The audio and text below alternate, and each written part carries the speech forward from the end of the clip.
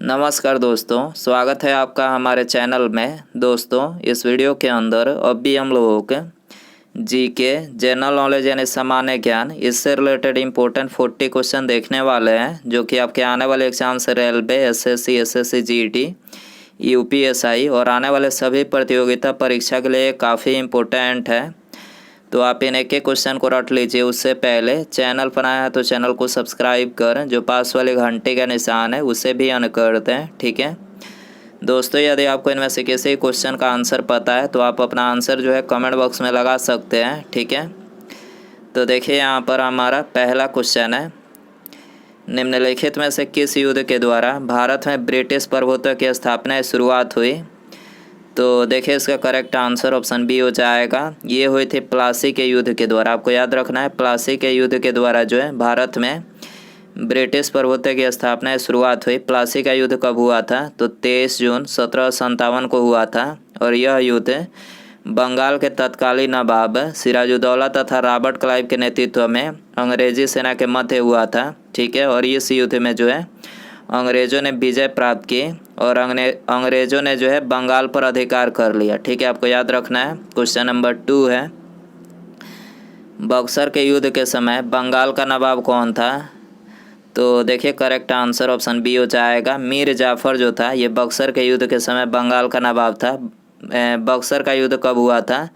तो 22 अक्टूबर 1764 में east India company के हेक्टर मुनरो और मुग़ल तथा नवाबों की सेनाओं के मध्य लड़ा गया था। आपको याद रखना है। क्वेश्चन नंबर 3 है, किस देश ने 1886 में अमेरिका को स्टैचू ऑफ लिबर्टी उपहार में दिया था? तो ये दिया था फ्रांस ने। आंसर हो जाएगा ऑप्शन ए। क्वेश्चन नंबर 4 है, चौरी चौरा वर्तमान भारत के किस राज्य में स्थित है? तो देखिए, चौरी चौरा जो है ये वर्तमान उत्तर प्रदेश के गोरखपुर का एक ज़िला है, ठीक है। और चौरी चौरा जो कांड हुआ था तो 5 फरवरी 1922 को हुआ था, ठीक है। आपको याद रखना है, 5 फरवरी 1922 को हुआ था। और वहाँ पर जो है ये मतलब असहयोग आंदोलन कर्मी जो थे, ये क्रोध में आकर थाने में आग लगा दी, जिसमें से एक थानेदार और 21 सिपाहियों की मृत्यु हो गई थी। आपको याद रखना है।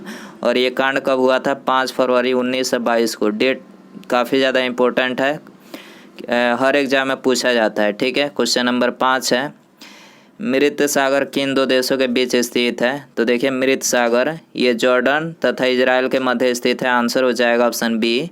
क्वेश्चन नंबर 6 है, किस देश को यूरोप के खेल के मैदान के रूप में जाना जाता है?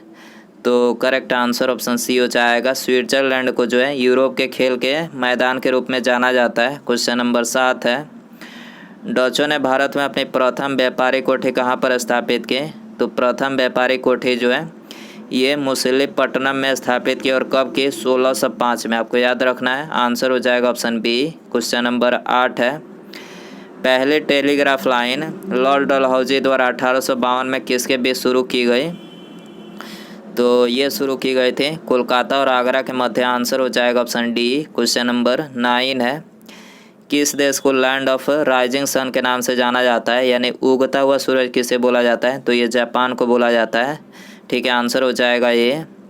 यदि हम बात करें डूबता हुआ सूरज किसे बोला जाता है, तो नॉर्वे को। आपको याद रखना है कि डूबता हुआ सूरज नॉर्वे को और उगता हुआ सूरज जो है जापान को बोला जाता है, ठीक है। क्वेश्चन नंबर 10 है, सफ़ेद हाथी किस देश में पाया जाता है? तो करेक्ट आंसर ऑप्शन सी हो जाएगा, थाईलैंड में, ठीक है। सफ़ेद हाथी कहाँ पर पाया जाता है? थाईलैंड में पाया जाता है। क्वेश्चन नंबर 11 है, लोनार झील कहाँ अवस्थित है? तो करेक्ट आंसर ऑप्शन सी हो जाएगा, महाराष्ट्र में, ठीक है। आपको याद रखना है लोनार झील कहाँ स्थित है? तो ये स्थित है महाराष्ट्र में, ठीक है। राजस्थान में कौन सा झील है? तो देखिए, राजस्थान में जो है डिंडवाना झील है, ठीक है। उड़ीसा में कौन सा झील है? चिल्का झील उड़ीसा में। आपको याद रखना है, ठीक है। और केरल की बात करें तो केरल में वेम्बनाड झील है, ठीक है। क्वेश्चन नंबर 12 है, जाड़े में किस दिशा से चक्रवात आकर भारत में वर्षा करते हैं? तो करेक्ट आंसर ऑप्शन सी हो जाएगा, दक्षिण पूर्व दिशा से, ठीक है। जाड़े में दक्षिण पूर्व दिशा से चक्रवात आकर भारत में वर्षा करते हैं। क्वेश्चन नंबर 13 है, वायुमंडल में उपस्थित कौन सी गैस पराबैंगनी किरणों को अवशोषित करती है? तो करेक्ट आंसर ऑप्शन सी हो जाएगा। ओजोन गैस जो है ये पराबैंगनी किरणों का अवशोषण करती है। क्वेश्चन नंबर 14 है, किस पठार को विश्व की छत के रूप में जाना जाता है? तो करेक्ट आंसर ऑप्शन डी हो जाएगा। पामीर को पठार को जो है विश्व के छत के रूप में जाना जाता है। क्वेश्चन नंबर 15 है, ब्रह्मपुत्र नदी निम्नलिखित में से किस हिमनद से निकलती है? तो करेक्ट आंसर ऑप्शन डी हो जाएगा, चेमा युंगडुंग।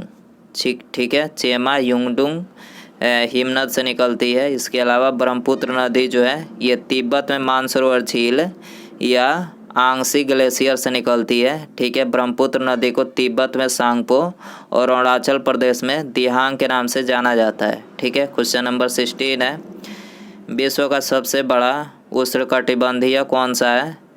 तो करेक्ट आंसर ऑप्शन ए हो जाएगा, अमेजन। ठीक है, अमेजन जो है विश्व का सबसे बड़ा उष्णकटिबंधीय है। क्वेश्चन नंबर 17 है, सुंदरवन क्षेत्र में कौन सी मिट्टी सबसे अधिक पाई जाती है?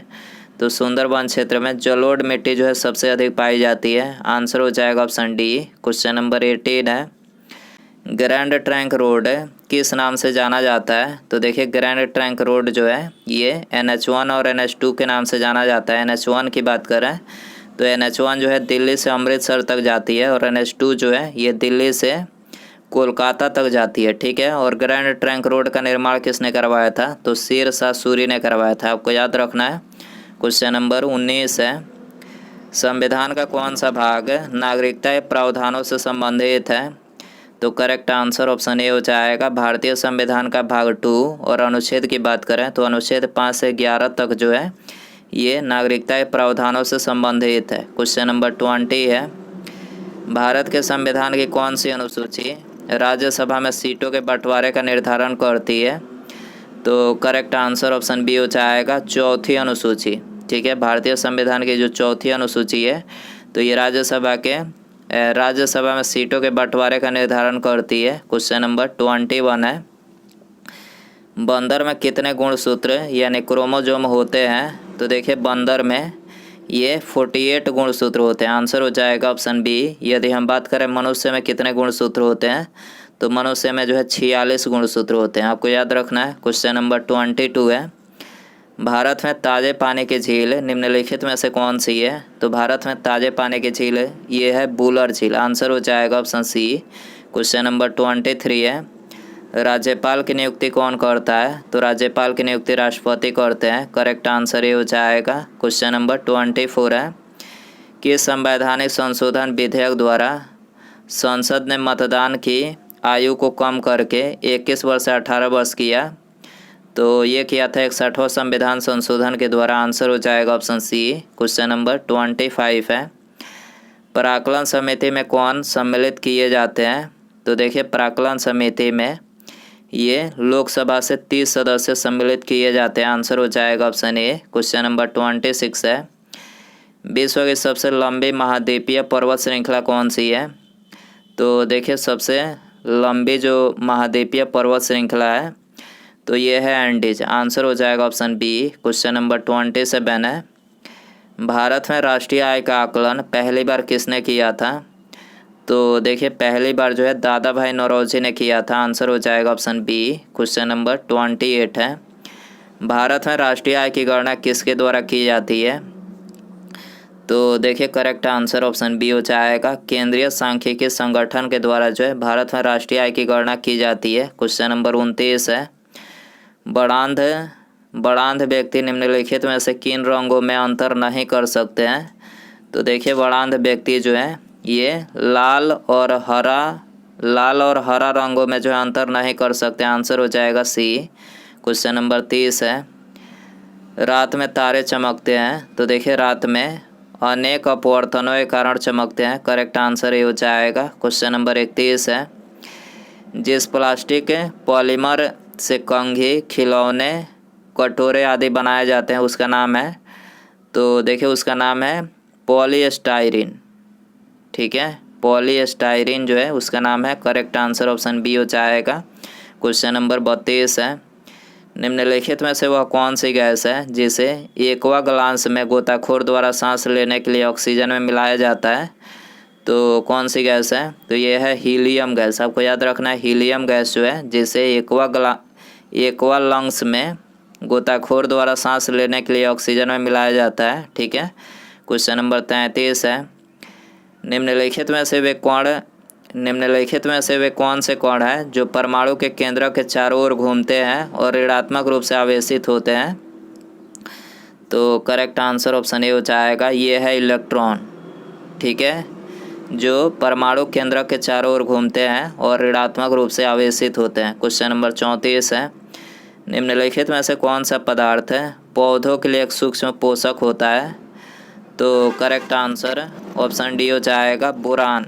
ठीक है, बोरान जो है ये पौधों के लिए सूक्ष्म पोषक होता है। क्वेश्चन नंबर 35 है, निम्नलिखित में से विटामिन सी का सर्वोत्तम स्रोत है?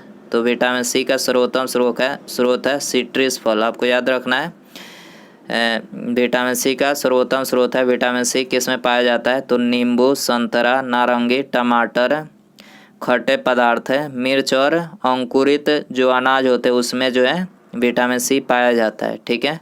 क्वेश्चन नंबर 36 है, सूरत किस नदी के तट पर स्थित है? तो सूरत ये ताप्ती नदी के तट पर स्थित है। आंसर हो जाएगा ऑप्शन डी। क्वेश्चन नंबर 37 है, भारत का सबसे बड़ा ज्वारनद मुख किस नदी के मुहाने पर स्थित है? तो ये स्थित है गोदावरी नदी के मुहाने पर। आंसर हो जाएगा ऑप्शन सी। क्वेश्चन नंबर 38 है, अरुणाचल प्रदेश में प्रवेश करने पर ब्रह्मपुत्र नदी को किस नाम से संबोधित किया जाता है? तो ये तो बता ही चुके हैं पिछले क्वेश्चन में कि अरुणाचल प्रदेश में ब्रह्मपुत्र नदी को दिहांग के नाम से जाना जाता है। आंसर हो जाएगा बी। क्वेश्चन नंबर 39 है, निम्नलिखित नदियों में से किस नदी का उद्गम नेपाल में है और वह गंगा नदी में आकर मिलती है? तो ये है कोसी नदी। ठीक है, कोसी नदी जिसका उद्गम नेपाल में है और वह गंगा नदी में आकर मिलती है। आंसर हो जाएगा ऑप्शन ए। उसके बाद यहाँ पर हमारा अगला क्वेश्चन है, भारत में सबसे लंबी सिंचाई नहर कौन सी है? ऑप्शन है आपके पास है सरहिंद नहर, यमुना नहर, इंदिरा गांधी नहर या फिर पूर्वी कोसी नहर। सही आंसर कमेंट बॉक्स में ज़रूर बताएं। वीडियो पसंद आ रहेगा तो वीडियो को लाइक कीजिएगा। चैनल पर आया है तो चैनल को सब्सक्राइब करके बेल आइकन जरूर से ऑन कर दें। ठीक है, मिलते हैं अगले वीडियो में। Thanks for watching.